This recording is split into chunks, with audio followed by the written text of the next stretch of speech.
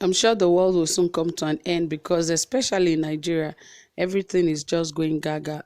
Even in every state, it's not just in one particular region or one particular state. Every state in Nigeria is experiencing one form of tension or the other, and this has really caused so many things. There's hike in food prices, hike in electricity prices, hike in fuel, and the likes, and this has really made so many things not to be going well recently in the country. And now the Imo youth shuts down oil companies because of what? Federal government to caution Hope Uzodinma.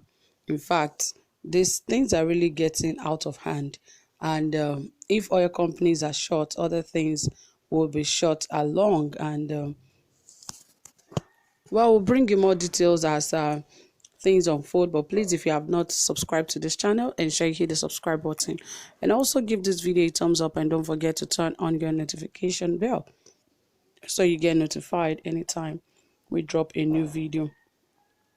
All right, let us see why the youths are shutting down oil companies. Right here it says that following the continuous detention of the Imo House of Assembly lawmaker representing Ohaji Egbema State constituency, Syracuse Okoro Heclis, over alleged assault, his constituents have taken to the streets demanding his immediate release. It was gathered that women and youths of Ohaji Egbema on Tuesday staged protests and mounted roadblocks at each major junction in the local government area. The protest continued to reports has led to the shutting down of oil companies in the area. Speaking to journalist Prince Kali Ugochukwu Nwankoma, who is a leader in the local government area, said the arrest and detention of the lawmaker by the order of Imo State Governor is a humiliation to the entire people of Ohaji Egbema and can no longer be accepted by them. He lamented that Ohaji Egbema people have suffered numerous maltreatment from the present governor of Imo State. He declared the continuous detention of our lawmaker will cripple the revenue of the federal and state government because the oil companies operating the local government will remain shut. Until our House member is released, there won't be peace both in our community and the state at large. The detained lawmaker and 4 other constituents were arrested on Friday, 13th November 2020 on the governor's order due to an alleged face-off between himself and other House members. Heclis Okoro was said to have been attacked by some of his colleagues at the government house for allegedly being against the purported impeachment of Chiji Collins as the speaker. Meanwhile, the magistrate court sitting in Owerri will give its ruling on the matter today, November 18th. Well, a lot is already happening in so many parts of the country, and everything is just going haywire because even from the presidency, everything is really not fine. Right from the APC, the party itself, a lot of things are upside down. And when things in your own house is not, properly put together, it affects other parts and other bodies in the country. And that is exactly what is happening, even though they have refused to accept the fact that they are not organized and the way they run things are not okay in the country. It is already affecting so many things because the governor of Imo State now, Hope Uzodinma, who is even supposed to be impeached, is already see him already terrorizing people in the state. I imagine that a House of Assembly member, has been detained for some time.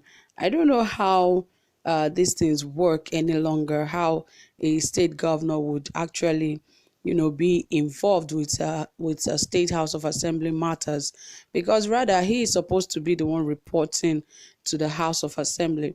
But rather, he's the one taking some members and arresting them for whatever reasons. And, the people from that constituent have also not agreed because they believe that their representative is actually doing a good job. And that is why they have refused to allow the governor to do that. They said until he is released, they have stopped every oil company that is around that community to stop working.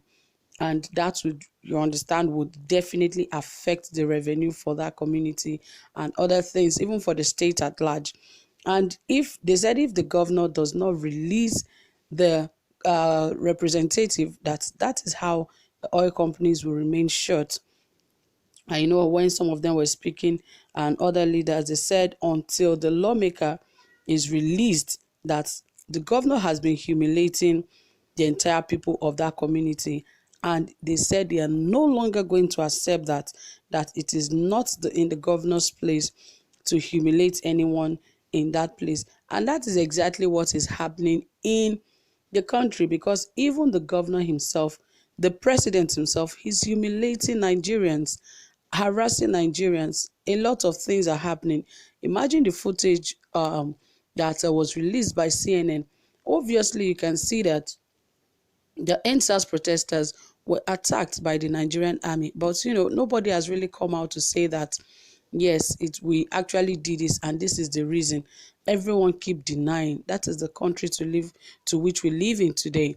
And even the governor of a state is also, imagine himself arresting a NAS member, a National House of Assembly member, a state House of Assembly member. These things are uncalled for, because these guys are the lawmakers in the state. I wonder if the governor is above the law for him to now arrest a lawmaker. It is left for the people in the house to rather let the guy go for whatever thing he has done. They have to impeach him or do whatever they want to do. If he needs to be detained for whatever reason, it is still in the house that they will conclude that, not the governor giving an order for him to be arrested and he was truly arrested. No, it is not done in that manner. And for all that we have gathered from this report, it only says that because this lawmaker refused to go in line with other lawmakers, that is the main reason he was actually detained, because other lawmakers have actually agreed on a particular thing and he is saying otherwise. And that is why he was attacked by some of his colleagues at the government house for allegedly being against the purported impeachment of Chidi Collins as the speaker. It is not compulsory that everybody must go with whatever thing that they have agreed on. You can decide, if you don't feel the person that wants to, you can decide to be the opposition, which is fine. That is why it is a house of law. Everybody must not go the same direction.